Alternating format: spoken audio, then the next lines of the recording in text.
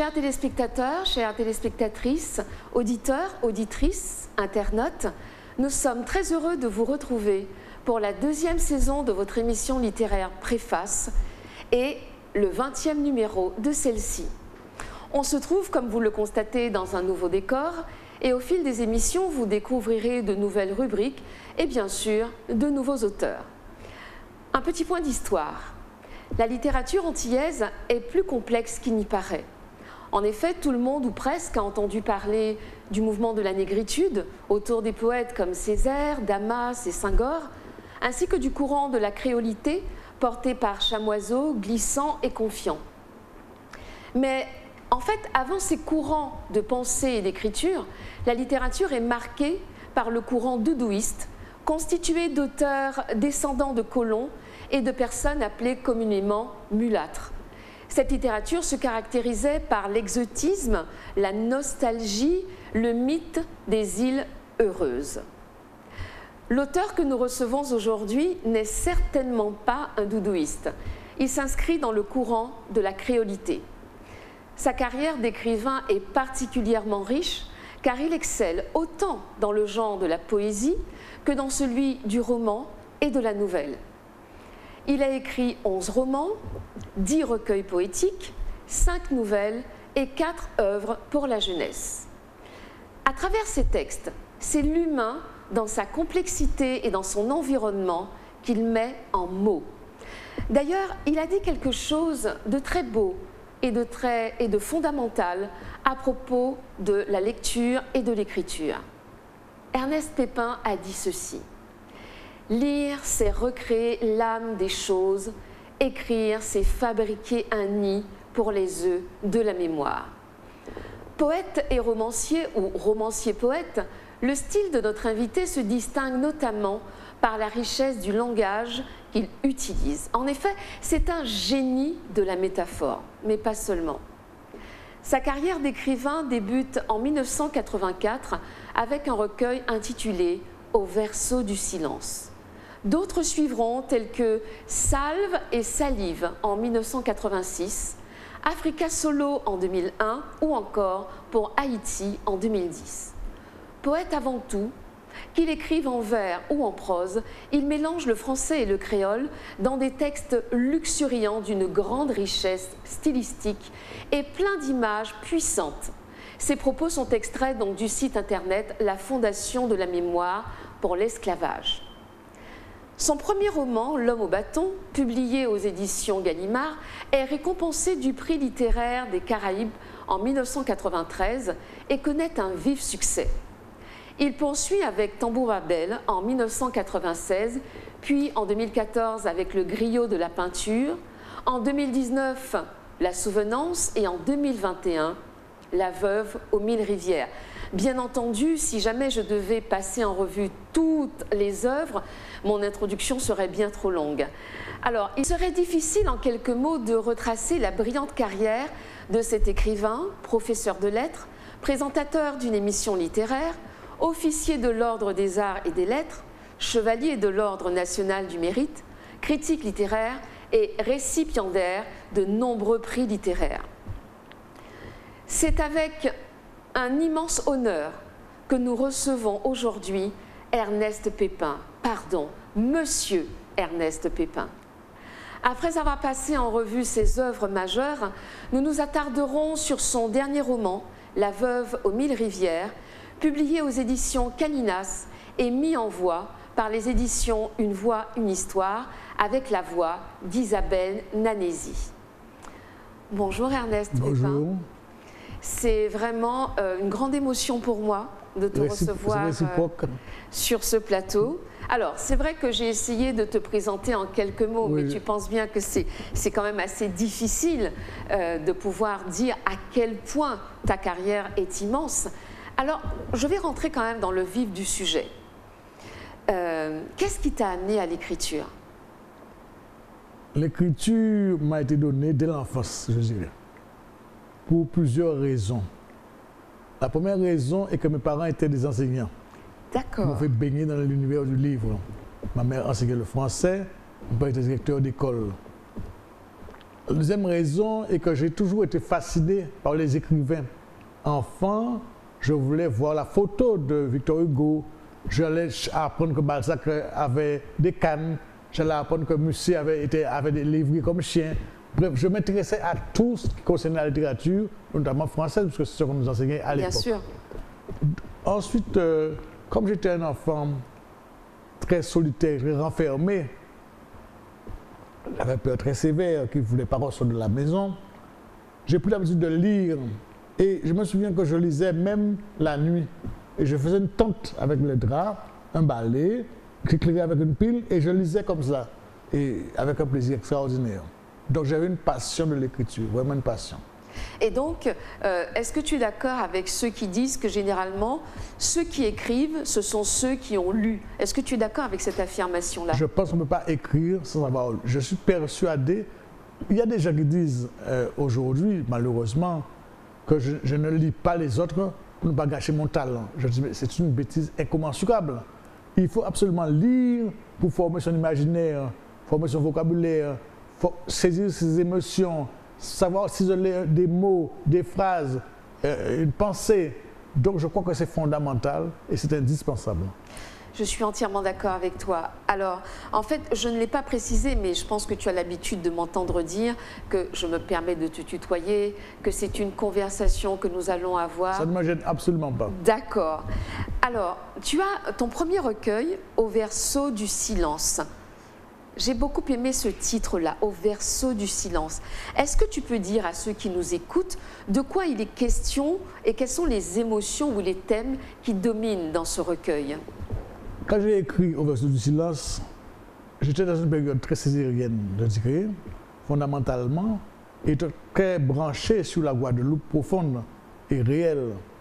Et je voulais absolument montrer l'en dessous, ce que désir m'a toujours habité, l'en dessous des choses, l'en dessous du pays, derrière la colonisation, qu'avons-nous fait pour vers peuple, comme on dit aujourd'hui, qu'avons-nous fait pour émerger, qu'on connaît. Donc je voulais absolument dire cela. Et donc les thèmes sont variés, mais c'est des thèmes qui sont liés à l'histoire, des thèmes liés au marronnage, des thèmes liés à la révolte, des thèmes liés à des émotions plus personnelles aussi. Donc ils sont variés. Mais déjà, avant que je ne lise le texte qui s'intitule « Épicentre des quatre chemins », est-ce que tu peux nous dire ce que tu entends par « Au verso du silence » ? Ce qui est en dessous, au verso à l'envers. Ce qu'on ne voit pas, ce qu'on ne montre pas, le silence, ce qu'on peut deviner, ce qu'il faut fouiller pour faire émerger, donc derrière le silence. Et est-ce que tu dirais qu'en poésie, le silence ou les silences sont des choses très importantes? Pour moi, des choses fondamentales. Puisque la poésie, c'est un art de la parole. C'est une parole voulue, une parole cherchée, et une parole surtout créée. Mais pour la trouver, cette parole-là, il faut savoir sonder le cœur du silence, juste précisément, le non-dit du silence pour faire sortir la vérité de la parole. C'est très très beau. Alors je me permets de lire, j'espère que je ne vais pas, que je lirai suffisamment bien ce texte. Donc extrait donc, du recueil Au verso du silence, le texte s'intitule « Épicentre des quatre chemins ». Dans l'épicentre de ta lumière, phosphorescence en folie, de tendres tatouages frémissent, alizés ailés, sur la plage fauve de ton ventre, et ma langue divague, vague après vague, au rythme de la constellation de tes hanches.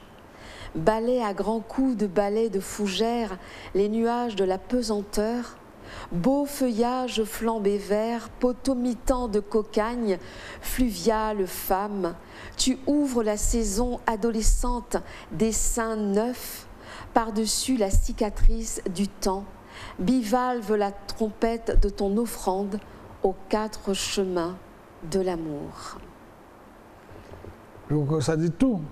Exact, donc ça c'est une ode à l'amour. Ode, offrande, on va dire un chant également pour célébrer la profondeur, l'immensité de la femme d'une manière générale. Parce que pour moi la femme est comme une divinité. Mais on peut y voir aussi une forme de sensualité. Ah ben, ce qui dit femme, dit ça aussi va avec cela. Donc je ne peux pas, en tant que poète, faire l'impasse sur la sexualité. Ce n'est pas impossible. C'est sûr que c'est voulu. C'est recherché. D'accord. Donc il y a un autre texte aussi. Alors tout le recueil est beau, hein, mais j'ai dû faire quelques choix. Donc un peu avant, donc là on change carrément de registre. C'est le texte qui s'intitule, alors que je ne me trompe pas, donc le texte qui s'intitule Jugement dernier. Oui. Donc Jugement dernier, qui se trouve un petit peu après, Condamné d'ailleurs. Jugement dernier. Condamnés. Les fougères ne bénissent plus de leur crosse l'ocre saigné de la terre, bleu hublot explosé du ciel, condamnés au contact des boulets en canonnade, aux chevilles des galaxies. Condamnés, soleil vampire, saoul à sucer des volcans, un fade breuvage, dit le colonisé. Condamné coq, le soleil éparpille ses plumes dans la litière du crépuscule. Condamnées, les rivières rampent moribondes, elles vont leurs pas de bagnards enchaînés à la sécheresse. Condamnées, des bornes d'immortels gardent aux quatre coins le souffrir de la terre. Condamnés, les arbres baromètres montent par degrés l'aride rancune du carême. Condamnés, le vent, un rien trousseau de cyclones joue féroce une partie d'échecs avec des bananiers. Condamné, le soleil, comme un amant mal aimé, va se pendre à la première nuit venue. J'ai trouvé que ce texte était particulièrement dur, avec cette répétition anaphorique. Donc l'anaphore, c'est cette figure de style qui marque la répétition. Alors, pourquoi ce thème comme ça de la condamnation? Et je trouve que c'est un poème qui est très d'actualité avec les problématiques environnementales d'aujourd'hui. Parce que je sentais la traduction antillaise comme de condamner. Et je voulais métaphoriquement dire que c'est notre condition à nous et que nous ne devons pas l'accepter, mais nous révolter contre cela et la reconnaître, la lire et la dire. Et si nous nous révolter, pour pouvoir mieux lutter contre ça. Voilà. Alors, est-ce que tu penses que la parole du poète arrive à être entendue? Cela dépend des hommes, cela dépend des époques, cela dépend du travail poétique, cela dépend de beaucoup de facteurs. D'un facteur fondamental qu'on appelle l'acceptabilité, je dirais, qui détermine l'écoute et l'audience que peut avoir un poème. Donc il y a des poèmes dans l'histoire, c'est très connu, qui ont été des poèmes comme des chants révolutionnaires en particulier. Absolument. Il y en a d'autres qui sont passés inaperçus et qu'on redécouvre après. Et il y en a d'autres qui attendent leur heure pour vraiment être reconnus. Donc je pense que ça dépend du contexte qui joue énormément, ça dépend du créateur et ça dépend de la réceptivité également.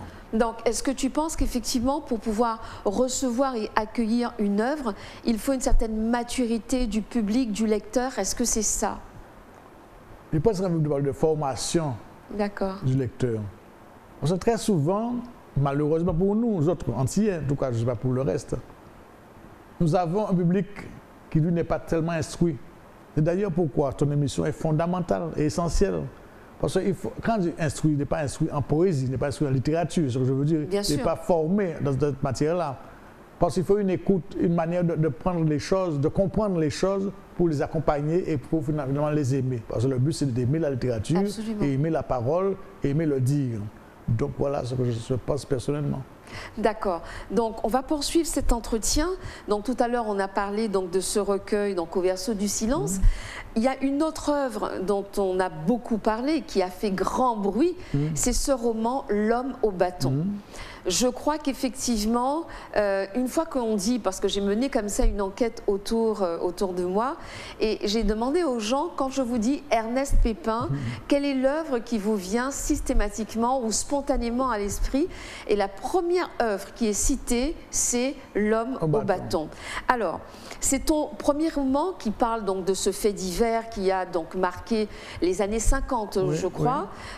Alors, pourquoi et en quoi cette histoire t'a-t-elle inspiré et pourquoi as-tu voulu faire un roman là-dessus? Pour expliquer ça calmement, nous étions en plein débat sur créolité et négritude précisément. Et je venais d'être affecté à Capesterre Bello. J'enseignais déjà des élèves d'origine indienne et je leur parlais que d'Aimé Césaire. D'accord. Et à un moment donné, je me dis, mais ça me gêne. Eux, ce n'est pas Césaire qui les intéresse, c'est l'Inde. Et donc j'ai estimé que le débat avait sa valeur, le débat sur la créolité avait sa valeur. Il fallait trouver une œuvre qui corresponde à cette identité créole, à cette âme créole que nous portons en nous, à avoir notre insu. Et donc, comme j'étais dans ce débat-là personnel, j'ai voulu trouver l'homme au bâton comme symbole, comme repère, comme guide pour aller vers cette pensée de la créolité. Parce que c'est une histoire bien de chez nous, qui sont connus d'ailleurs. Absolument. Ils sont populaires. Une histoire qui montre le peuple profond de la Guadeloupe. Une histoire de parole, parce que l'homme bâton, on l'a beaucoup parlé de lui, mais on ne l'a pas vu. On ne l'a pas vu, tout à fait. Donc c'est vraiment la parole qui fait exister l'homme bâton. Et puis c'est une histoire aussi qui concerne beaucoup les femmes. Ce qui m'intéressait énormément, parce que ce sont les femmes qui sont les victimes de l'homme bâton. C'est elles qui sont violées, on va dire, ou en tout cas dérangées. Qui subissent en tout cas, oui, tout à fait. Des attouchements. Voilà. Donc, et c'est elle que j'ai montré aussi d'une certaine manière à travers le roman en plusieurs personnages. La jeune fille de 16 ans, Lisa, ma grand-mère Nanine, qui s'appelait Nanine réellement, qui est dans le roman, et également les femmes, par exemple, dans une salle d'attente. On n'a jamais pris le temps de regarder cela, mais moi, j'avais pris le temps d'observer une salle d'attente, que ce soit que des femmes. Comment elles sont graves, comment elles sont pensives, comment elles réfléchissent, comment tout cela me passait par la tête et donc j'ai voulu faire ressentir tout cela et faire ressortir tout cela en même temps. Voilà donc pourquoi j'ai écrit ce roman-là. Alors, tu disais tout à l'heure effectivement que tu t'es rendu compte qu'on parlait beaucoup de Césaire, oui. Donc beaucoup de la négritude. Oui. Et en fait, notre société est perçue plutôt comme une société créole. Mais qu'est-ce que toi, en tant qu'auteur, tu mets derrière le mot créolité? Parce que ça a généré beaucoup de débats. C'est pourquoi je parlais de débats volontairement. Voilà, on a souvent opposé créolité et négritude. Mais est-ce que finalement ce sont des courants qui s'opposent? Et est-ce que quelque part dans l'homme au bâton, il n'y a pas à la fois les deux? Pour moi, il ne faut jamais opposer négritude et créolité. Je dirais que la négritude a forgé le chemin, a causé le sillon du chemin qui a amené à la créolité plus tard. Mais c'est le même combat. Toujours un combat contre l'imposition, je dirais occidentale. Absolument. Qui nous déroute de nous-mêmes. Et une volonté d'affirmer aussi notre identité personnelle et profonde et cachée. Et les deux ont le même but, le même objectif et parfois les mêmes méthodes. Césaire par une sorte de langage très travaillé. Exact. Et la créolité, évidemment, en retournant vers les racines du créole. Donc, nous avons, à mon avis, réussi parfaitement ce que nous voulions faire dans cette affaire-là. Et d'ailleurs, j'ai regretté personnellement que lorsqu'il a été question d'écrire Éloge de la créolité, on n'ait pas fait appel à moi. Parce que j'étais un ami de Chaboiseau, de Confiant et de Bernabé. Je les connaissais tous très bien. Bien sûr. Mais comme à l'époque, je retourne à la Guadeloupe, je ne sais pas pourquoi, on ne m'a pas dit on va faire telle chose. Et j'aurais pu être on va dire, un co-auteur de Éloge de la créolité. Voilà. Tout à fait. Alors, Jacques Corzani dit quelque chose. Il dit que tu es en marge de la créolité. Alors moi, je me suis demandé, mais pourquoi en marge? En quoi, toi, notamment dans L'Homme au bâton et dans tes autres œuvres, en quoi tu serais en marge? Parce qu'il me semble que l'une des choses phares de la créolité, c'est ce mélange des deux langues, cette cohabitation et non pas cette domination donc, de la langue française sur la langue créole. Il me semble que dans tes romans, s'il y a une chose qui ressort, c'est justement cette cohabitation, où pas mêler, où tu passes de l'un à l'autre sans aucun problème. Alors pourquoi selon toi? Je ne sais pas pourquoi il a dit cela, mais ce que je crois, ce que je pense aujourd'hui, il a voulu certainement dire que j'avais une façon de faire, y compris dans la créolité, qui était propre à moi, Ernest Pépin, et qui appartenait beaucoup à la poésie. Parce qu'on a toujours trouvé que c'est la poésie qui est la force de mon langage personnel, même dans le roman. Même dans le roman. Et je crois que c'est ce qu'il a voulu évoquer, je le pense. D'accord.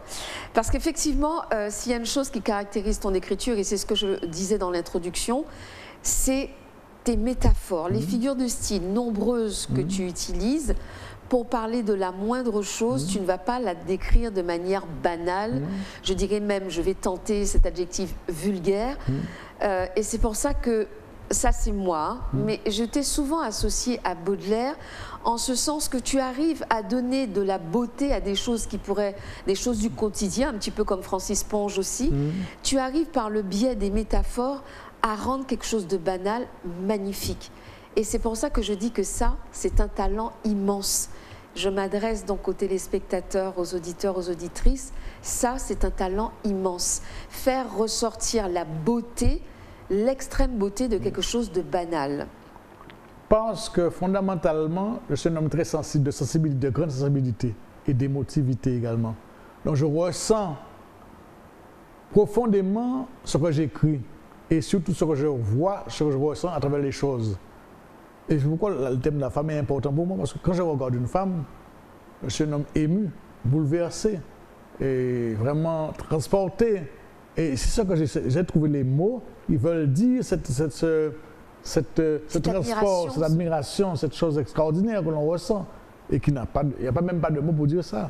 Voilà. Parce qu'effectivement, dans tous tes romans, on retrouve toujours cette trace de femme. Donc, on va poursuivre justement notre entretien. Alors, je t'ai présenté comme un écrivain de la créolité, donc on a déjà commencé à parler de cela. Donc, la définition académique, c'est toi, tu donnerais quoi comme définition avant que je ne propose une définition? La volonté, c'est ce qu'on a voulu faire, de faire en sorte que lorsqu'on écrive en français, on entende le créole. Absolument. C'est ce qu'on a voulu faire. Français, mais c'est le créole qui est parlé réellement. Je prends un exemple d'une phrase de Chamoiseau, d'ailleurs, qui m'avait étonné au départ. Quand Chamoiseau disait « il prit courir ». Oui, exact. Un Français n'aurait pas dit « il prit courir ». Absolument. Il fallait dire « il prend courir » et on a transposé en français. Et ce travail-là, de traduction, transposition, translation, qui permet justement de créer aussi un univers particulier et de rendre compte de ce que nous sommes vraiment. Donc tu dis que pour toi, la créolité, c'est la prise de conscience de la diversité du monde caribéen. Oui. En quoi, selon toi, ce monde caribéen est divers? Parce qu'on a tendance à dire, je te prends un exemple, l'autre jour je disais à une collègue que ce serait bien que nos élèves puissent voyager dans la Grande Caraïbe, qu'ils aillent par exemple découvrir comment fonctionnent les entreprises à Trinidad et tout, et elle me dit, oh, n'importe quoi, de toute façon c'est les mêmes cocotiers, le même sable et le même soleil. Or toi tu parles au contraire de prise de conscience de la diversité. Parce que peu de gens connaissent réellement la diversité de notre monde caribéen. Moi j'ai eu la chance de fréquenter de près Haïti, dont je connais l'histoire par cœur pratiquement. Cuba, la Jamaïque, Saint-Domingue et plein d'autres pays en particulier. Et j'ai toujours estimé qu'à travers la langue déjà au départ, la langue, mais les images que la langue donne également, parce que la musique espagnole, la musique haïtienne, la musique cubaine, etc. On peut deviner déjà les prémices de cette diversité qui est aussi dans les coutumes, dans les traditions. Le carnaval d'ici n'est pas comme celui de Cuba, quand il existe en tout cas. Il n'est pas comme celui d'Haïti. Donc on peut trouver là je dirais des vecteurs de diversité profonds. Mais il y a aussi tout le ressenti de l'histoire. La cuisine est on va dire une fête extraordinaire de goût, de sensations, d'odeurs. Donc on peut trouver toute cette diversité-là partout si on la cherche et si on la connaît un peu. Malheureusement, peu d'entre nous connaissent vraiment, en fond, je tiens à le dire, engoncés dans le monde français, connaissent la diversité caribéenne. Et c'est malheureux. Oui, parce qu'effectivement, comme tu disais, à travers la musique, à travers la cuisine, la Jamaïque avec donc son reggae, quand on regarde la Barbade avec la musique soca, etc., effectivement, ce sont des univers totalement différents. Ce serait dommage de réduire le monde caribéen. Je prends un exemple très simple. Quand j'étais enfant, il n'y avait que des radios, on va dire marron, entre guillemets. C'est vrai. Et dans ces radios-là, j'entendais de la musique, on disait Radio Margarita. Je me souviens du nom Radio Margarita. Radio Pro de Puerto Rico. On a la musique cubaine, la musique de Colombie, la musique jamaïcaine, la musique haïtienne, de partout. Et ça nous forgeait l'esprit et un univers commun. On se reconnaissait dans la cumbia, de ces mots-là. Tout comme le calypso. Et même certains chanteurs anglophones chantaient en créole. Absolument. C'est qui nous reliait aussi. Comme le calypso, c'était Mighty Sparrow. Mighty Sparrow, voilà. Donc, on avait un lien commun très fort, une transversalité qui nous unissait. On a perdu cela malheureusement, on est resté que français. On s'est perdu dans la France. C'est mon idée. Nous allons poursuivre donc cet entretien. On va passer à une autre œuvre. Alors, en 2001, tu écris une lettre ouverte, désormais célèbre, hein, ta lettre ouverte à la jeunesse. Alors, tout comme Zola, qui le 14 décembre 1897 va s'adresser à la jeunesse de son pays, toi, pourquoi tu as voulu écrire cette lettre ouverte à cette jeunesse guadeloupéenne qui d'ailleurs, je te le dis, mais ça je pense que tu le savais, c'est une œuvre qui a été étudiée dans beaucoup de, pas simplement en Guadeloupe, mais en Martinique, comme je te disais, j'ai eu l'occasion de faire étudier. Je sais qu'en Guyane, j'ai eu des collègues qui ont cherché à faire étudier cette œuvre-là. Donc finalement, pourquoi t'étudies, il faut que je m'adresse à cette jeunesse? Parce qu'il me semble qu'à l'époque, elle était en pleine dérive. Dérive par rapport aux parents, dérive par rapport aux traditions, dérive par rapport à la morale, dérive par rapport à tout ce qui peut tenir un homme debout, ou un homme ou une femme, on dit, un homme ou une femme debout par la culture, par l'estime de soi, par la conscience de faire du mieux que l'on peut, par l'idéal. Et tout ça avait disparu, était même méprisé. Et c'est pourquoi il fallait faire un cri, il fallait une réaction qui soit forte et qui soit puissante. Ce que j'ai essayé de faire. Je ne sais pas si je l'ai fait, mais j'ai essayé de le faire. Alors, est-ce que tu as le sentiment d'avoir été entendu? Alors, très mal. Très mal. Parce qu'au départ, cela a été perçu comme une arrogance suprême, on va dire. De quel droit? De quel droit? Nous dire. Pour qui se prend-il? Voilà. Autre, également, comme j'avais tutoyé l'auditeur, le lecteur, pourquoi il nous tutoie? Et puis, troisième chose que je considère comme être une erreur, beaucoup d'enseignants ont pris cela comme texte pour étudier l'argumentation. Donc, pour contrecarrer le discours que moi je tenais, que je voulais tenir. Donc, ça a été, à mon avis, mal perçu dans ce sens-là. Mais heureusement, au fil des années, je sont tassés et je crois que le texte a pris sa vraie valeur réellement. Mais alors, est-ce que tu penses que... Alors, tu dis que tu trouves qu'on l'avait mal perçu, oui. Mais quelque part, tu donnes des arguments quand même. Non seulement tu livres ton regard, oui. tes émotions, oui. mais quelque part, tu exhortes oui, la jeunesse à prendre conscience, oui. à se réveiller. Donc, quelque part, il y a une forme aussi d'argumentation. Mais peut-être que tu as trouvé dommage qu'on ait limité ton œuvre à ça. L'argumentation, mais je n'appelais pas à mes yeux une contre-argumentation. D'accord. C'est ça qui a été essentiel pour les gens, pour certains lecteurs en tout cas. Toi, tu voulais juste livrer tes émotions à ta jeunesse. Comme je disais, je suis un émotif. Donc j'étais un peu révolté, il faut le dire, par le fait de trouver la jeunesse de mon pays dans une grande dérive et sous-entendu une grande détresse également. Parce que lorsqu'on tue un camarade de classe, pour un exemple, ce n'est pas un jeu, ce n'est plus une question banale, ce n'est plus quelque chose à traiter à la légère. Il fallait absolument secouer le côtier, comme on dit, pour pouvoir faire remonter la conscience des choses. Et c'est ça que j'ai voulu faire. Mais est-ce que tu penses, puisque ça c'était en 2001, nous sommes en 2022, est-ce que tu as le sentiment que les choses se sont améliorées? Malheureusement, je dirais, elles se sont améliorées si on veut. Si on veut, elles sont aussi beaucoup dégradées. Parce que maintenant, ce qui est grave, c'est qu'il y a des discours complètement, on va dire, inutiles, qui sont maintenant légitimés. On peut même te reprocher à toi, comme tu es là, d'être bien habillé. Ça devient un défaut. D'être belle, c'est un défaut. Être instruite, c'est un défaut. Tu n'es pas peuple, tu n'es pas... Donc, je peux être traîné dans la boue par certains discours, certaines façons de faire. Et nous subissons tout cela également, y compris les actes de violence qui vont avec. Tu comprends? Donc, je veux te dire qu'on n'est pas sorti de l'auberge, loin de là, loin de là.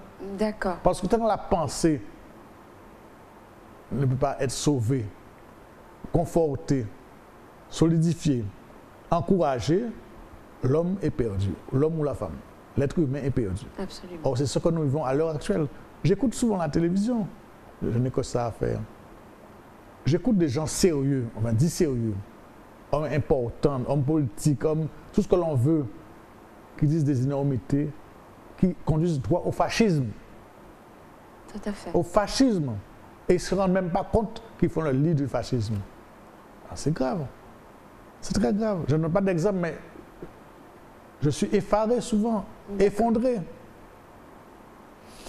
Je te remercie. Nous allons nous arrêter là pour notre première partie. On se retrouve tout à l'heure après donc, la page pub et nous retrouvons donc Ernest Pépin pour la suite de cette conversation. À tout à l'heure.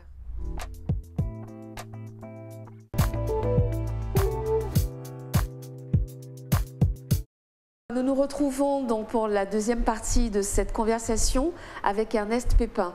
Alors, on va poursuivre. Tout à l'heure, nous avons parlé de la lettre ouverte à la jeunesse. Un autre roman qui lui aussi a beaucoup fait parler de lui, c'est Tambour Babel, pour lequel tu as reçu un prix en 1996, le prix RFO. Donc, à travers ce livre, alors oui, tu et qui a failli avoir le prix Goncourt. Ah d'accord, ça je ne savais pas. C'est la vérité. Et si j'avais eu, ma vie aurait changé. Ah, j'imagine. Voilà, totalement. Mais malheureusement. D'accord. Et donc, qu'est-ce qui a empêché que tu ne laisses? Je n'étais pas là quand le jury s'est réuni, mais c'est un livre qui a été sélectionné pour le prix Goncourt et pour le prix Renaudot en même temps. D'accord. Donc, à mon avis, les Guadeloupéens ne s'occupent pas assez. Effectivement, ce serait un long débat. Oui. Donc, à travers ce roman, tu célèbres le tambour, Oui. cette tradition héritée donc, du continent africain, mais aussi les tambouillets. Oui, bien sûr. Alors, est-ce que pour toi, à travers ce roman, c'est une façon donc de célébrer ou de mettre à l'honneur la résilience des Guadeloupéens? Première question. Et est-ce que c'est une manière de montrer que notre culture, contrairement à ce qu'on dit, n'est pas enfermement sur soi, mais au contraire ouverture? Je répondrai différemment. Ce roman, pour moi, est d'abord un exploit littéraire. Parce que j'avais lu un roman qui n'a rien à voir avec cela, qui s'appelle Le Parfum de Soskin. Ah oui, tout à fait. Et comme Soskin avait fait du parfum, j'ai envie de dire, un chant extraordinaire sur les odeurs et les senteurs, j'ai lu cela ébloui et émerveillé. Et je me suis dit, à l'époque en tout cas, si on peut écrire comme ça sur les senteurs et les odeurs, je peux le faire sur la musique, les sons et le tambour. Et donc voilà le commencement de Tambour Babel. Et c'est ce que j'ai voulu faire. Donc au départ, je n'avais aucune intention de célébrer le tambour en particulier. D'accord. C'est devenu, quand j'écrivais l'œuvre, c'est dessiné au fur et à mesure que l'œuvre avançait. Je dirais cela. Alors en fait, je veux juste, est-ce que tu peux rappeler ou est-ce que je rappelle de quoi il est véritablement question? Parce que bon, il y a peut-être des gens qui n'ont pas lu ce roman-là. Les gens l'ont oublié. Voilà. Donc un petit résumé donc, de ce roman.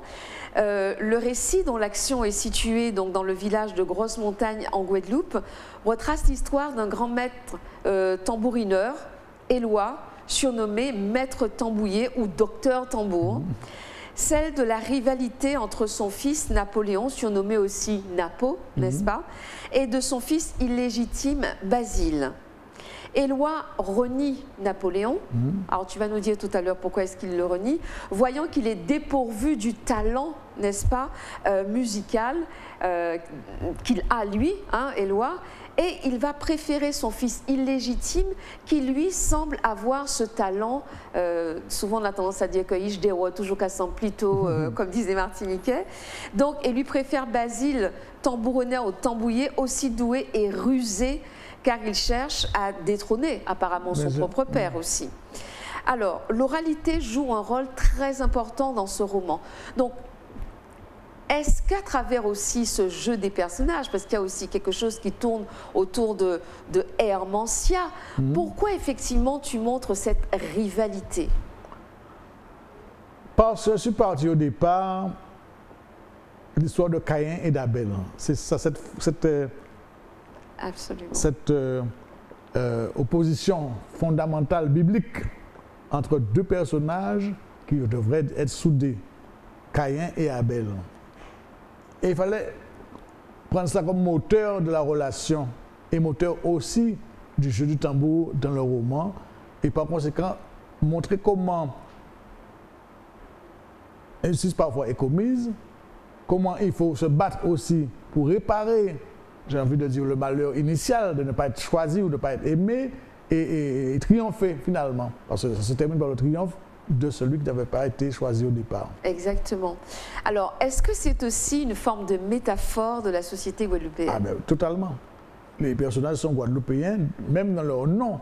Parce que tous ces noms-là existent en Guadeloupe. Oui. Quand on parle de Éloi, c'est Éloi. Napo a existé. Exact. Hermantia a existé. Hermantia, c'est ce qui m'a dit, c'est la même chose. Donc, c'est des noms que j'ai voulu coder. Et en même temps, coder avec le monde musical. Et en même temps, des noms qui peuvent aussi avoir des résonances, on va dire, mythologiques. Habiter l'inconscient du lecteur. Faire en sorte qu'il pénètre, je dirais, leur culture profondément. Donc, pour moi, tout cela était signifiant. Et avec ce livre-là, que j'aime beaucoup d'ailleurs, j'ai voulu dépeindre les rivalités, les combats, comment dirais-je, les conditions qui font qu'on puisse se trouver en difficulté et transcender ces difficultés-là en même temps, par la parole, par le talent, par le combat. Voilà. Donc effectivement, un combat qui est, donc, comme tu disais, aussi métaphorique, oui, puisque les personnages entre eux, c'est le talent musical qui va représenter effectivement comme une forme de saint Graal à pouvoir atteindre, et certains sont exclus. C'est exactement cela. D'ailleurs, Hermantia, la mère du joueur, lui dit, t'en fais pas. Tu es le fils de Napo, le tambour va sonner dans tes mains tôt ou tard. Tout à fait. Elle est la seule à garder confiance en lui. Lui, le père, il est honteux. Et elle garde la foi dans son fils. Elle lui dit, ne t'en fais pas, le tambour, tu es le fils d'un tel, donc tu vas toujours jouer au tambour magistralement. C'est ce qui se fait réellement dans le roman. Alors en fait, je constate qu'effectivement, l'espoir est symbolisé par une femme. Oui, bien sûr. Est-ce que c'est volontaire? Est-ce que c'est encore cette admiration totalement, pas seulement l'admiration, la confiance. J'ai entendu une phrase que j'ai beaucoup aimée. Quelqu'un posait la question, est-ce qu'il faut le droit des femmes? Et la personne à qui on a posé la question a répondu, je n'ai pas besoin de le droit des femmes. J'ai besoin de les respecter. Je trouve que c'est admirable comme réponse. Et donc, pour moi, la femme, c'est le respect. C'est le fondement de tout. C'est vraiment le Saint Graal, comme tu disais tout à l'heure, qui permet de se transcender, de se dépasser, de fructifier. Voilà. Alors, merci beaucoup, Ernest. Nous allons continuer cet entretien. Oui. Et là, nous allons nous intéresser à une œuvre. Oui. Ton dernier roman, alors je dis ton dernier parce que c'est vrai qu'il y a eu La Souvenance avant, en 2019, mais en 2021, tu vas donc sortir La Veuve aux 1000 rivières. Et là encore, il est question de femme, d'accord, puisqu'il s'agit d'une veuve. Alors je vais montrer le roman à la caméra. Nous voici effectivement ce roman, un roman particulièrement touchant, un roman particulièrement émouvant. Alors, est-ce que tu peux nous parler de cette histoire et qu'est-ce qui t'a amené à écrire cette histoire, La Veuve aux 1000 rivières? J'ai presque envie de dire que c'est une histoire d'amour qui m'a amené à écrire ce roman-là.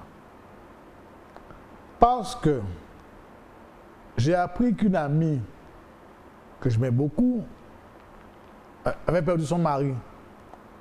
Et depuis qu'elle avait perdu son mari, elle s'était coupée de tout le monde. séparée de tout le monde, de tous ses amis, et refermée, repliée sur elle-même. Ils se sont restés en l'état. Et plus je demandais pour elle, plus on me disait, mais elle ne va pas très bien, elle va pas bien du tout. Elle se renferme encore plus. Je dis, ce n'est pas possible. Je suis allé la voir un jour, et elle m'a donné des bribes, je parle de l'histoire des bribes, de ce que je ressentais en elle. Ben, tu comprends, je ne peux pas recevoir beaucoup de réactions, etc. Je suis reparti. J'ai médité sur tout cela. Et j'ai voulu lui faire à elle un cadeau. Et c'est pour elle que j'ai écrit ce livre. D'accord. Je ne l'ai pas publié du tout. Et c'est que lorsque notre ami commun, Mathieu Gamal, a vu le manuscrit, il m'a dit, ah non, je vais publier ça, il faut absolument que je publie ça. Et je lui ai dit, mais banco, et on l'a fait. Donc, au départ, c'est né comme ça. C'est un cadeau pour quelqu'un de précis. Après, dans l'écriture, évidemment, comme d'habitude, ça prend une dimension, on va dire, universelle. Absolument. Qui est une plongée dans le deuil, plongée dans la détresse, la condition humaine en même temps, et la volonté de sortir quand même, malgré tout, par l'amour de la vie, qui triomphe malgré tout. Exactement. Voilà, un petit peu. Alors, j'avais une question un peu taquine. Pourquoi le choix de cette jeune maison d'édition ? Parce que j'ai vu que tu es passé par de grandes maisons d'édition, c'est Ernest Pépin quand même. Et là, ce roman, cette pépite, hein, j'appelle ça aussi une pépite, cette pépite-là, les éditions Calinas. Oui. Pourquoi ? Parce que j'ai eu des hauts et des bas avec des maisons d'édition. Certaines m'ont porté en l'air, d'autres n'ont pas défendu convenablement, d'autres n'ont pas payé, même à aller même jusque-là. Hein. Il y a des livres que j'ai écrits où je n'ai pas reçu un centime. Je le dis publiquement, c'est la vérité. Donc, lorsque j'ai vu un jeune, de ce quoi l'ami de mon fils, se lancer dans l'édition et après ce qu'il avait écrit, que j'ai préfacé aussi, tout à fait. Je dis, ah non, il faut que je le soutienne. Je te fais cadeau, même si je n'ai pas un centime, je te fais cadeau de l'œuvre pour la publier et la défendre. Et il m'a dit oui, donc on a matché, comme on dit les jeunes aujourd'hui. Voilà. D'accord, on peut vraiment lui dire merci. Parce que c'est vrai que ce roman, je le recommande, il est vraiment d'une beauté. Alors, c'est vrai que la mort est un thème classique en littérature, mais dans ce roman, et ça c'est quelque chose qui m'a interpellée, ça va paraître bizarre ce que je vais dire, téléspectateurs, téléspectatrices, auditeurs et auditrices ainsi qu'internautes, mais dans ce roman, la mort elle est vivante. Est-ce que tu es d'accord avec moi si je dis cela ? C'est pourquoi j'ai parlé de cadeau tout à l'heure. C'est un cadeau que j'ai fait à la personne, la veuve. Donc dans ce livre-là, je m'en suis rendu compte tout à l'heure en relisant le livre, le mari est plus vivant. Exact. Que dans sa mort. Absolument. On comprend pourquoi elle l'a aimé. On comprend aussi ce qu'elle a ressenti en le perdant. On comprend comment son univers a basculé. Basculé, tout à fait. Donc ce que tu dis là est très vrai, que ce n'est pas un livre morbide. Non. C'est un livre vivant et un hymne dans la vie d'une certaine façon, malgré tout. Alors, ton personnage principal, donc Denise, exprime un amour intense pour son défunt mari, d'accord ? Est-ce que c'est une façon pour toi de montrer que l'amour est plus fort que la mort ? L'amour et la mort sont deux indépassables. En même temps, l'amour peut survivre à la mort, même si l'amour ne peut pas survivre à l'amour. C'est ce que je pourrais répondre à ce sujet. L'amour est quand même je dirais un fil conducteur, une poutre essentielle, un pont qui nous relie à l'autre, et en même temps un indépassable dans le même temps parce que l'amour ouvre à tout, à l'univers. Voilà. Alors je vais lire un petit extrait à la page 14. Donc c'est Denise, le personnage, qui parle donc de son défunt mari. Il n'était pas seulement mon homme, mais ma garantie sur terre, pour ne pas dire ma justification ou ma réverbération. Si bien que je me voyais belle dans ses yeux. Là seulement, je me sentais une reine, un conte des 1001 nuits, une féerie, avec lui seulement. C'est quand même fort des mots comme cela. C'est ce que j'ai imaginé qu'elle ressentait pour son mari. et avec son mari. Et j'ai voulu être l'interprète des sentiments et celui qui porte ça, amour, tout simplement. Alors, je poursuis à la page 15. Jamais personne ne m'avait élevé à ce point. C'était hauteur, c'était douceur. Ce n'était pas un jeu, affaire sérieuse même, qu'aucun quimbois ne pouvait dénouer. Il était mon sang et j'étais plus que sa chair. C'est dire combien je l'ai aimé, mon guerrier, ma fêlure, mon double. Alors, une fois de plus, comme je disais précédemment, on retrouve donc ces figures de style, c'est à la fois ces métaphores, ces hyperboles. Alors un peu pour les téléspectateurs, les hyperboles, c'est une figure de style qui montre l'exagération, mais surtout l'intensité donc des sentiments. Donc ce roman est parsemé de cette figure de style, de toutes ces figures de style. Qu'est-ce que tu veux montrer à travers tout cela? Ou est-ce que c'est ta manière spontanée d'écrire J'ai envie de dire que de façon spontanée, moi, je suis un amoureux naturel, je dirais. Donc je devine facilement ce qu'on ressent une personne qui aime. Je me mets à sa place et je comprends facilement comment elle peut ressentir les choses ou les décrire également et les exprimer. Et j'essaie de le faire en poète, en écrivain, en musicien. Vraiment, il y a une musique là-dedans. Absolument. Et souvent même, j'écoute sur Internet, je suis un homme d'Internet, des chansons ou des poètes qui parlent d'amour. Et cela résonne dans mon oreille et m'aide à trouver des chemins pour pouvoir parler moi aussi d'amour. Voilà. Parce qu'effectivement, dans ce roman, Denise s'adresse donc à cet homme qui est décédé, mais au-delà de la peine, parce que certes, il y a de la peine, on en parlera dans la question suivante, il y a de la tristesse, du désespoir, mais l'amour est vraiment partout, dans chacun des mots prononcés par l'un et par l'autre. Ce qui fait pour moi, ce qui me fait dire de ce roman, que ce n'est pas, je ne dirais pas que la mort est un prétexte, mais je dirais que c'est un roman d'amour. Voilà. Moi j'appelle ça une déclaration d'amour. Est-ce que tu es d'accord avec moi? Je suis d'accord avec toi, tu le dis. Non, parce que c'est vrai que je trouve que au-delà de la souffrance éprouvée par le personnage, c'est-à-dire ce sont ceux qui restent, qui sont toujours tristes, qui éprouvent le manque. D'ailleurs, à un certain moment, le personnage, son défunt mari, lui dit que là où il n'éprouve ni tristesse ni chagrin, parce qu'il est éloigné de tout cela. Et il invite sa femme à vivre. D'accord? C'est la raison pour laquelle je dis que même dans la façon dont il lui parle en étant dans l'au-delà, c'est encore de l'amour. Il l'invite à continuer à être heureuse. Alors, à travers ce roman, tu soulignes aussi les diverses étapes du deuil, notamment l'étape de la révolte contre Dieu. Nous sommes dans des sociétés marquées donc, par la religion, qu'elle soit la religion catholique ou les religions protestantes. Et très souvent, quand quelqu'un décède, on dit « mais c'est parce que c'était la volonté de Dieu ». La résignation. Voilà, il faut que tu l'acceptes, c'est comme ça. Donc j'ai le sentiment que quelque part tu veux montrer aussi que par moments ces discours-là peuvent être à la fois révoltants mais surtout blessants. Parfois, au point qu'elle m'a avoué, je ne mens pas, qu'elle ne voulait pas recevoir ses propres amis parce qu'ils disaient les mêmes choses. C'est le temps, il faut te résigner. Et elle ne voulait pas de discours de résignation.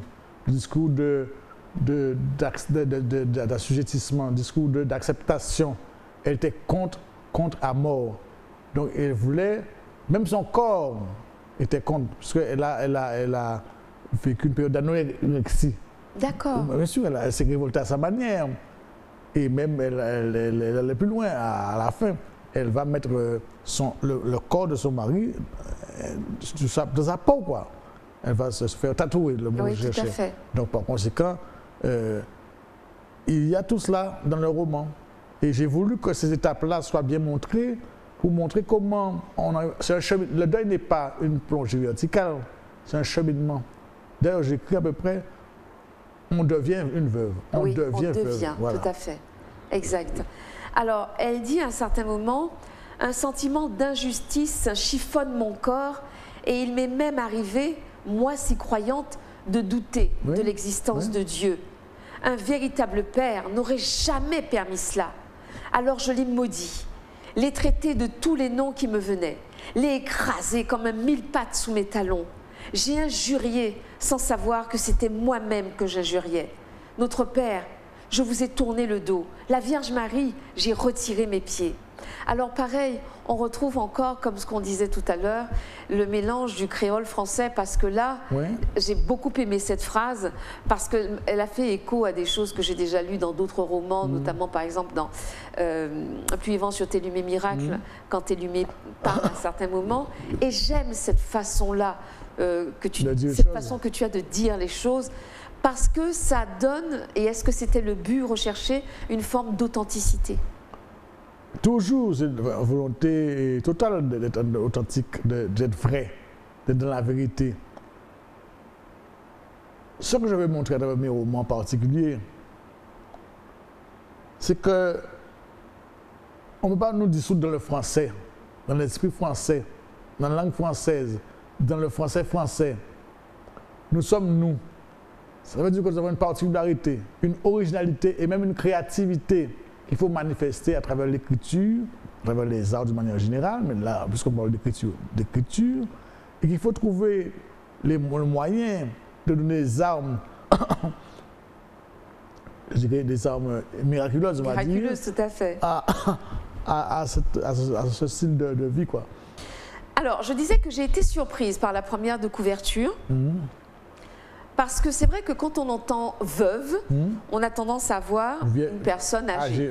Hein, on ne va pas dire une vieille, j'aime pas ce mot-là, mais une personne âgée. Alors, dans notre imaginaire, quand on entend veuve, on se dit ce sont des gens qui ont déjà beaucoup vécu, la mort ne peut toucher que les personnes âgées, on sait très bien que ce n'est pas vrai, mais bon. Est-ce que c'est une façon, en choisissant donc ce jeune visage, de souligner la cruauté de la mort? Je ne l'ai pas choisi. C'est Gama qui a choisi. D'accord. Il me l'a proposé et j'ai accepté. Mais ce n'est pas moi qui ai choisi, Gama qui a choisi. Alors pourquoi tu as accepté justement? J'ai accepté parce qu'il y avait un contraste volontaire entre la notion de veuvage, de temps, et c'est la jeunesse du personnage de cette photo. Et après, c'est pas une belle négresse. J'ai toujours aimé les belles personnes, les belles femmes. Donc j'aime cette photo-là. D'accord. Alors moi, effectivement, je me suis dit que c'était peut-être aussi une façon de montrer que, effectivement, être veuve, il n'y a pas d'âge. Non. Il n'y a pas d'âge pour mourir, il n'y a pas d'âge pour pouvoir effectivement être frappé dans sa chair. Donc la poésie trouve une fois de plus sa place dans ton écriture romanesque. Le titre, par exemple, La veuve aux 1000 rivières. Est-ce que tu peux me dire comment t'es venu ce titre-là? Le titre est venu, on va dire, de façon spontanée. Parce que Denise, le personnage vient de Trois-Rivières. D'accord. Et je vois mettre Trois-Rivières, ce serait trop facile à repérer. Oui, d'accord. Donc j'ai mis aux 1000 rivières, parce que j'ai passé aux 1001 nuits. Ça fait référence à le conte 1001 nuits. D'accord. Donc il y a un côté féerique là-dedans. Féerique, voilà, voulu. Mais en même temps aussi, rivière, l'eau, les larmes, oui, tout ça, la tout ce que l'on veut. Oui, la naissance, renaissance aussi. Et la renaissance aussi, tout à fait. D'accord. Alors, je vais essayer, alors à la page...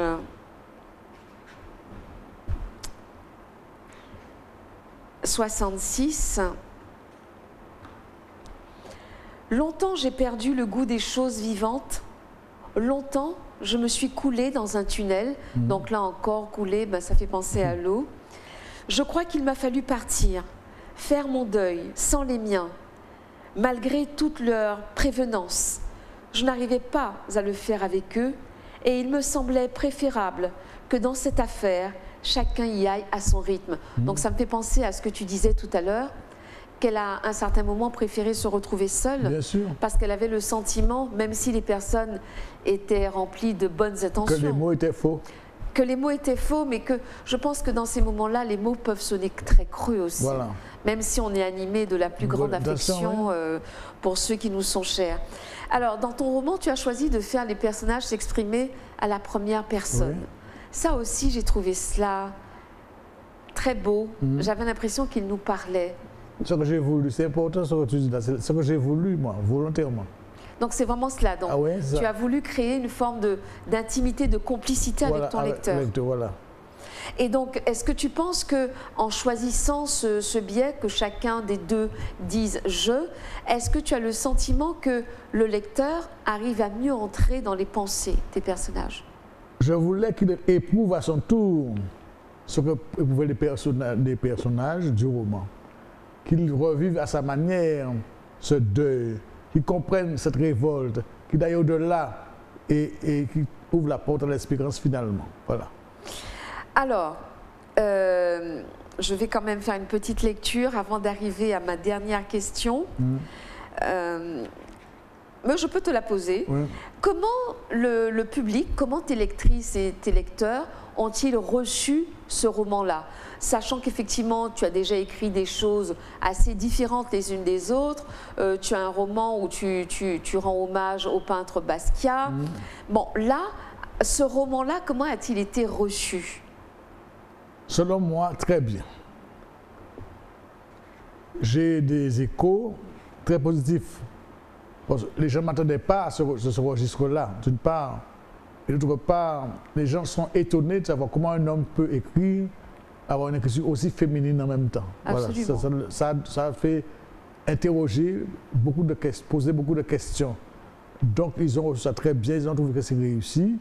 Et ma propre sœur me dit que c'est un livre qu'elle n'avait pas pris au sérieux au départ, mais que plus elle le lit, plus elle le prend au sérieux, et plus elle en voit la valeur et l'intérêt.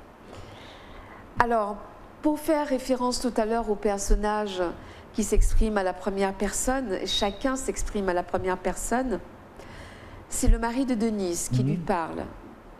Denise, ne t'en fais pas. Je suis bien là où je me trouve.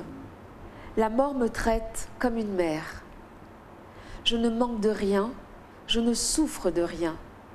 Ceux-là qui habitent encore le temps s'imaginent que l'autre bord est insupportable. Ils se trompent, car vivre est une épreuve parfois heureuse, parfois douloureuse. Ces notions n'ont plus cours ici. Je ne suis ni heureux, ni malheureux, puisque je suis hors de portée de tout. Tu ne peux pas imaginer comment cette phrase-là, comment ce discours-là, je le trouve magnifique. J'ai le sentiment, et tu me diras si c'est cela, j'ai le sentiment qu'à travers ce roman, tu donnes aussi un visage de la mort qui est apaisant et apaisé. Tous les êtres humains, quelque part, on a peur de la mort, on a peur de la finitude, quelque part. Même si on sait que c'est la première conviction d'un individu. Mais j'ai envie de dire, il ne faut pas avoir peur de la mort. Déjà, Montaigne l'avait déjà dit depuis longtemps, des siècles, voilà, apprivoiser la mort. Les Africains l'ont toujours dit en même temps, avec leur méthode, leur discours, leur poème. Et nous, Guadeloupéens aussi, on dit après la mort, c'est Tibet. Il faut vivre sa vie.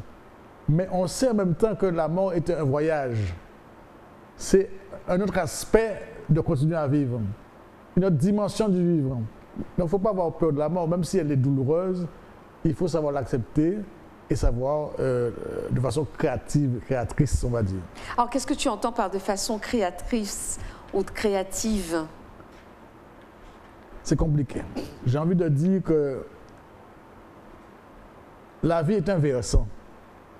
Comme on revient au versant, la mort est un autre versant. Tout à fait. Et qu'il faut savoir aimer les deux et vivre avec les deux. Même si le mort ne sait pas qu'il est mort. Mais nous qui sommes vivants, on doit le considérer comme cela pour pouvoir faire avec et faire avancer la vie. Parce que ce qui doit triompher, c'est la vie. Toujours la vie. Toujours la vie. Alors, si jamais tu devais recommander ce livre, la lecture de ce roman à ceux qui ne l'ont pas encore lu, tu dirais quoi? Pourquoi il faudrait lire ce roman, La veuve aux 1000 rivières?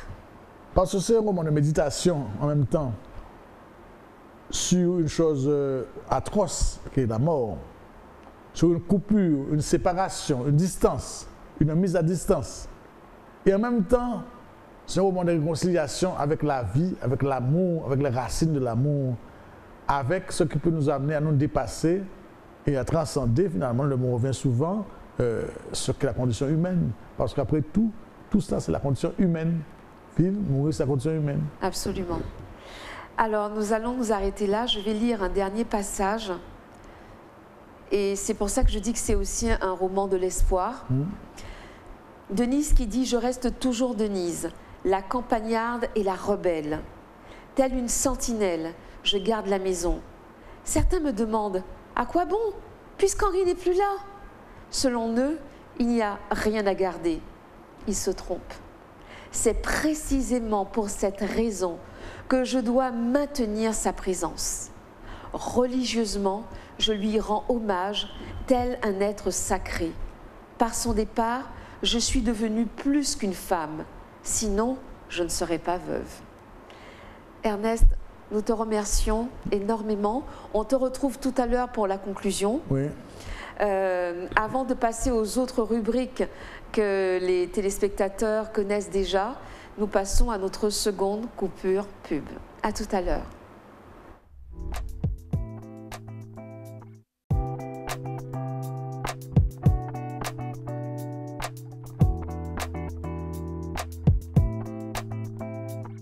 Nous passons maintenant donc au conseil de lecture, cette rubrique que vous connaissez maintenant.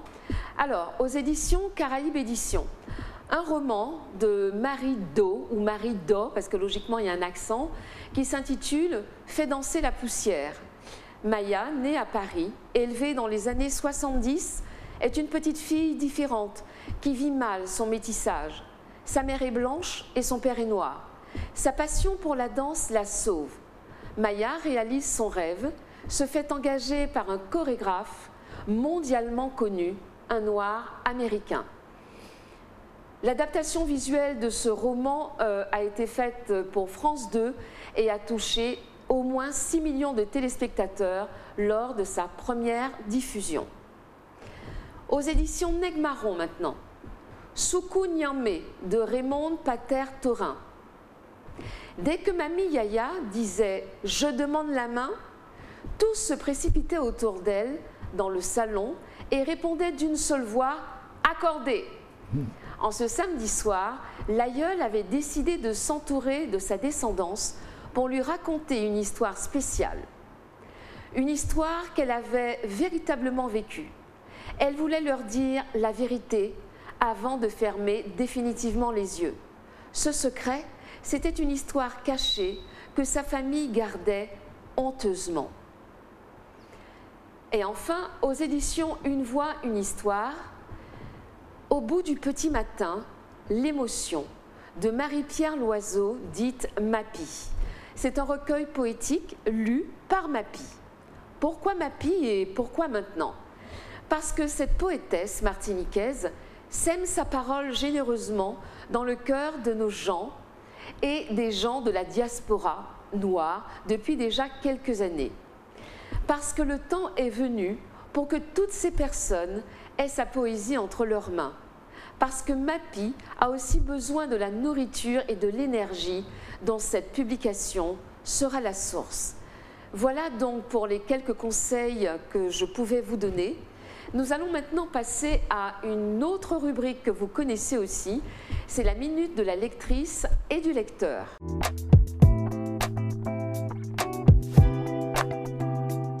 Je vous présente le livre « Un papillon dans la cité » de l'autrice guadeloupéenne Gisèle Pineau. Félicie est une petite fille de 10 ans qui doit quitter son île, la Guadeloupe, pour vivre en France avec sa mère. Ce livre nous montre le lien d'attachement de Félicie pour sa grand-mère maternelle avec qui elle a toujours vécu. C'est un déchirement pour elle de devoir quitter sa grand-mère qu'elle aime tant. Dans ce roman, on perçoit 10 ans de séparation entre une mère, Manya, et sa fille, Aurélie. Elle était désobéissante et est partie en France à l'âge adulte, en mauvais terme avec sa mère, lui abandonnant son bébé Félicie. Le lien affectif entre une maman et sa fille n'a pas été maintenu. Le non-pardon a favorisé un grand fossé au sein d'une famille. Manya manque énormément à Félicie. Le soir, elle rêve d'elle. Elle rêve qu'elle vient la retrouver.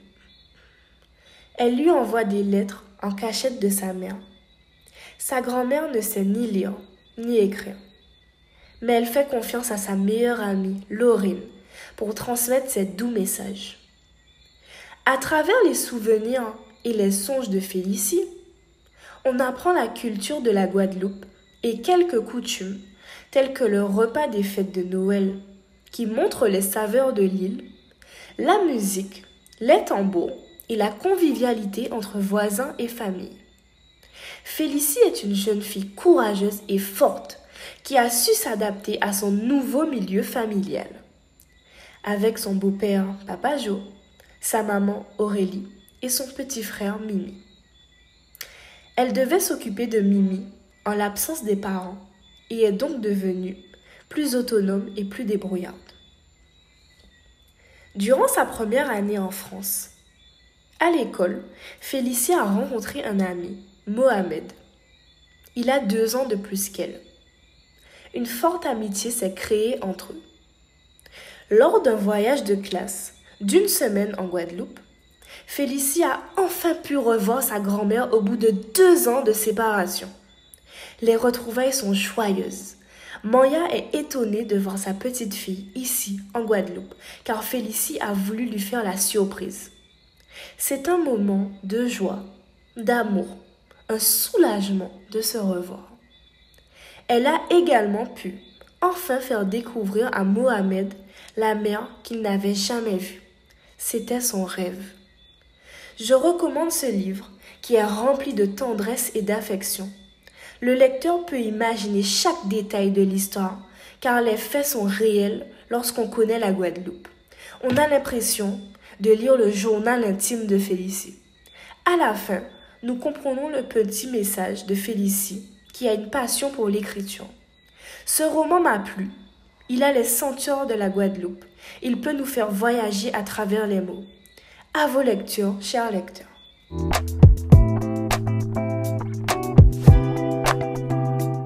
Alors, je rappelle que pour cette rubrique, vous pouvez donc vous enregistrer, vous filmer pendant 3 ou 4 minutes maximum à propos donc d'un livre, de préférence de la littérature antillaise, parce que vous savez qu'à travers cette émission, nous cherchons à mettre en valeur nos auteurs. Mais il y a un petit changement, l'adresse à laquelle vous devrez envoyer dorénavant votre vidéo, c'est la suivante, émission préface tout attaché @gmail.com. Nous passons maintenant à la rubrique présentée par Corinne Dossa. Vous savez que depuis le début de cette aventure, Corinne Dossa, qui est une auteure et aussi une coach en écriture, aide tous ceux qui ont décidé de se lancer dans l'écriture d'un roman. Elle les accompagne à travers quelques conseils. Donc je vous prie d'écouter attentivement ce qu'elle a à vous dire aujourd'hui.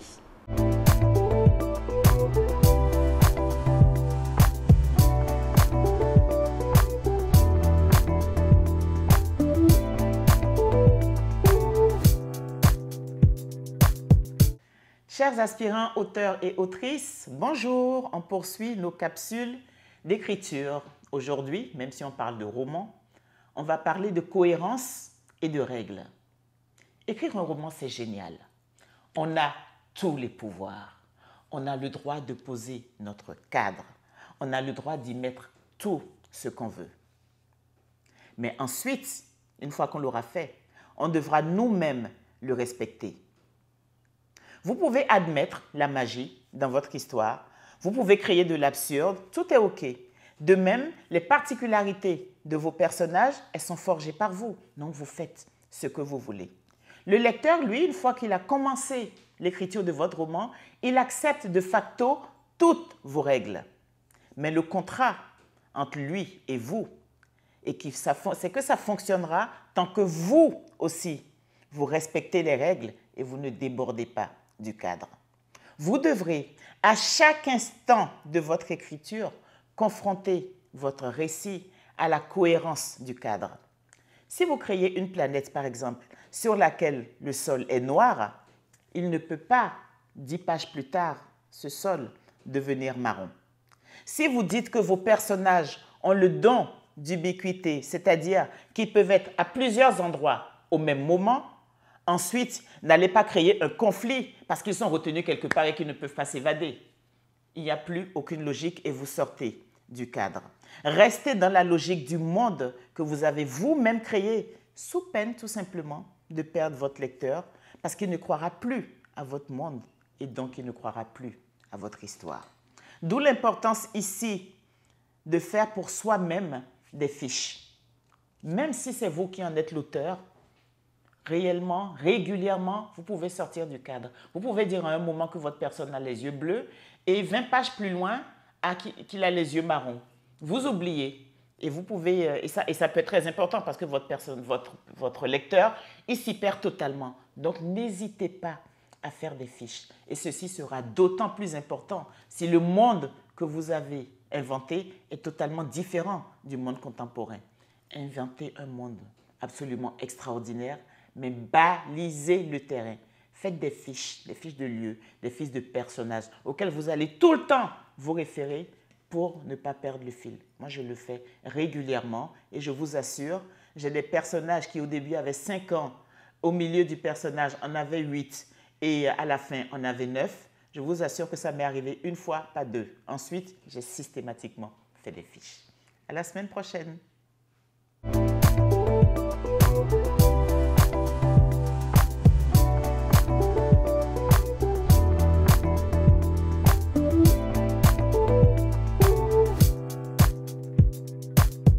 Nous attaquons maintenant notre dernière rubrique. Une page se tourne, silence ça tourne, présentée par Alix, qui ne sera pas là avec nous pour des raisons diverses, mais sa rubrique par contre demeure. Alors c'est vrai que c'est embêtant parce que moi j'aime bien quand elle est là, mais enfin vous retrouverez tout au long de cette deuxième saison sa rubrique qui, je rappelle, consiste à présenter un film qui est une adaptation d'un roman.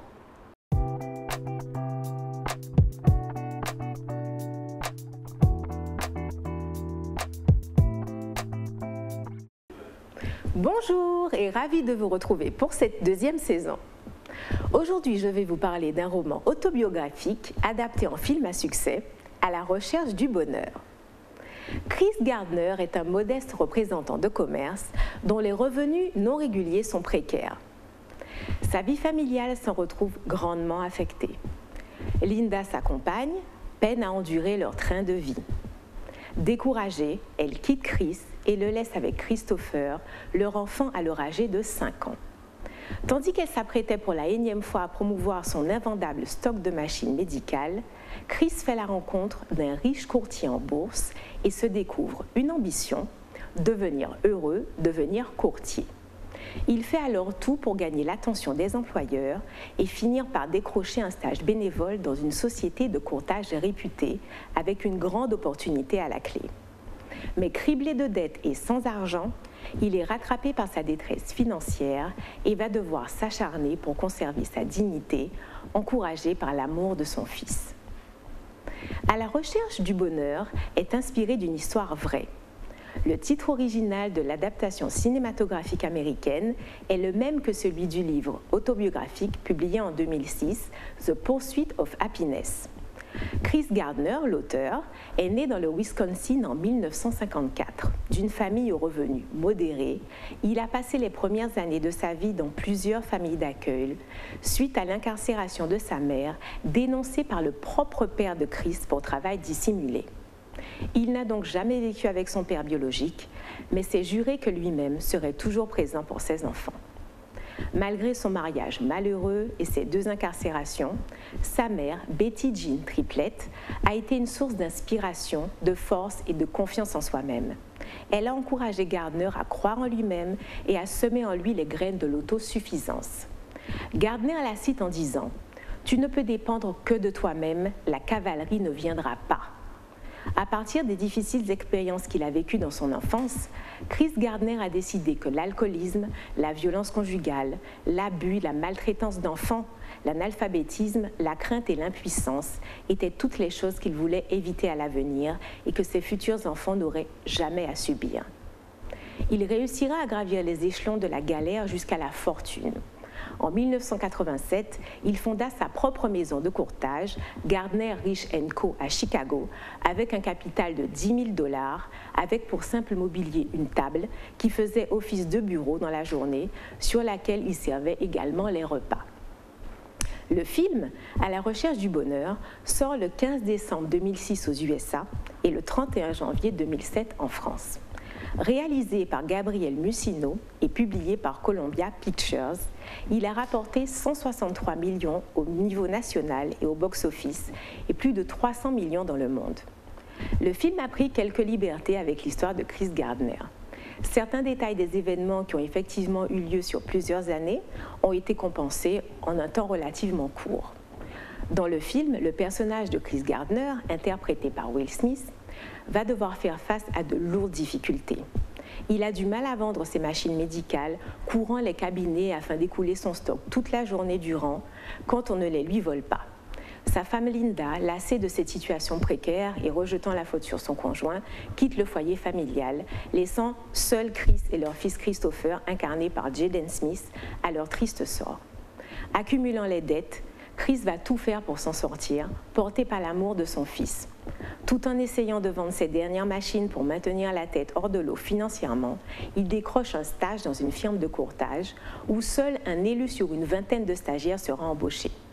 Comptant sur sa ténacité et contraint de tenir bon pour son fils, étant tous les deux ballottés de foyer en abri de fortune pour la nuit. La première version du scénario a été très appréciée et a laissé une très forte impression au producteur James Lasseter.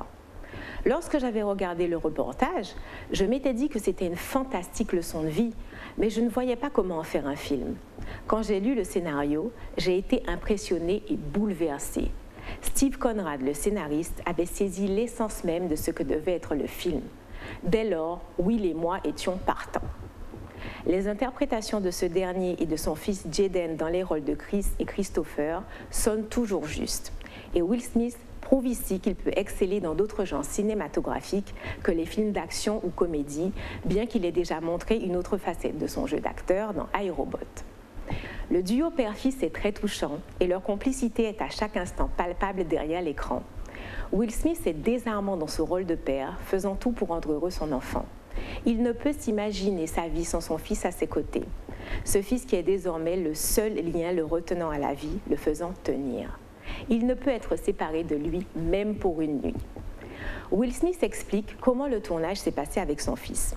Au début, je redoutais, étant son père, d'avoir des difficultés à me concentrer sur mon interprétation. Mais quand la réalité s'est révélée tout autre, quand je regardais Jaden et que je voyais dans ses yeux la douleur et la colère du petit Christopher, cela ajoutait à la réalité de la scène et j'avais vraiment le sentiment d'échouer en tant que père. Cela provoquait chez moi une émotion très puissante qui me submergeait littéralement. La complicité réelle qui unit Will à son fils a été transposée à l'écran. Le réalisateur explique comment il a réussi à la capter. Le meilleur exemple est dans celui des blagues toc-toc. Elle n'était pas dans le scénario original. Mais un jour, j'ai entendu Jaden dire à son père une de ses devinettes pendant les répétitions. J'ai pensé que ce serait une bonne idée d'introduire cette légèreté dans le film et que cela fonctionnerait aussi comme un reflet de l'état moral de l'enfant. Bien que son père et lui connaissent l'enfer, le gamin sourit toujours et il continue à dire des blagues toc-toc, ce qui montre finalement que son père parvient à lui épargner le pire. Toutefois, ce premier film américain de Gabriel Musino met un accent plus important sur la précarité économique dans laquelle évoluent Chris Gardner et son fils. L'optimisme et la détermination du personnage principal, digne de la meilleure propagande volontariste, n'occultent ainsi nullement le cadre de pauvreté et de déchéance économique et sociale dans lequel évolue l'histoire. Malgré le côté positiviste du scénario, la description du milieu défavorisé permet un aperçu de la réalité américaine encore plus impitoyable et déprimant dans la vraie vie. Il faudrait remonter jusqu'au Land of Plenty de Will Wenders, un film indépendant très éloigné des préoccupations commerciales de ce film de studio, pour retrouver une vision aussi saisissante de l'appauvrissement de la société américaine. Pour les décors, il a fallu recréer la ville de San Francisco au début des années 80. Le chef décorateur, J. Michael Riva, commente. Dans les années 80, tout le monde fumait, la publicité et les affiches étaient naïves, innocentes, les cols de chemise étaient boutonnés, il y avait des voitures en mauvais état et on jouait Raging Bull au cinéma du coin. Notre travail consistait à injecter dans les images toutes ces petites choses qu'on ne remarque pas forcément plutôt que de choisir une optique très marquée. Pendant 4 secondes, on peut apercevoir le vrai Chris Gardner traverser le champ de la caméra pendant toute la dernière scène du film lors du jeu de questions-réponses entre Chris et son fils. En effet, c'est l'homme que les deux héros croisent et sur lequel le personnage de Chris jette un rapide coup d'œil. Dans l'espoir que l'histoire de Chris Gardner inspire les citoyens de Chattanooga au Tennessee pour atteindre l'indépendance financière et prendre davantage de responsabilités pour le bien-être de leur famille, le maire de la ville a organisé un visionnage du film pour les sans-abri. Chris Gardner a lui-même estimé qu'il était impératif de partager son histoire pour le bien de tous ces problèmes sociaux. Quand je parle de l'alcoolisme dans la famille, de violences domestiques, de violence envers les enfants, d'analphabétisme, de l'ensemble de ces questions, ces problèmes sont universels. Ils ne sont pas seulement limités aux codes postaux, dit-il. En faisant tout cela, Chris Gardner espère que son histoire inspirera, même si souvent la réalité dépasse la fiction. Trouver un métier passionnant et être dans la position de celui qui peut dire non, c'est plus que du luxe, c'est d'avoir le pouvoir, déclare-t-il. The Pursuit of Happiness est l'une des expressions clés de la Déclaration d'indépendance des États-Unis. Selon ce texte fondateur de la nation américaine, les hommes ont le droit de chercher le bonheur. À eux de voir où et comment. Ici, le réalisateur a choisi son camp. Le bonheur, c'est la réussite sociale, le travail et l'argent. C'est d'ailleurs ce que l'on peut reprocher au film À la recherche du bonheur. Il se mue en une ode à la grandeur de ce self-made man, sans diplôme, qui sans l'aide de personne deviendra riche. Un portrait qui eût été touchant s'il n'insistait pas aussi lourdement sur l'importance de l'argent et surtout s'il ne se refermait pas sur cette phrase censée prouver la grandeur de Chris Gardner. Il monta sa propre entreprise de courtage qu'il revendit quelques années plus tard pour plusieurs millions de dollars. Ma rubrique se termine. Merci de m'avoir suivi et je vous dis à la prochaine émission.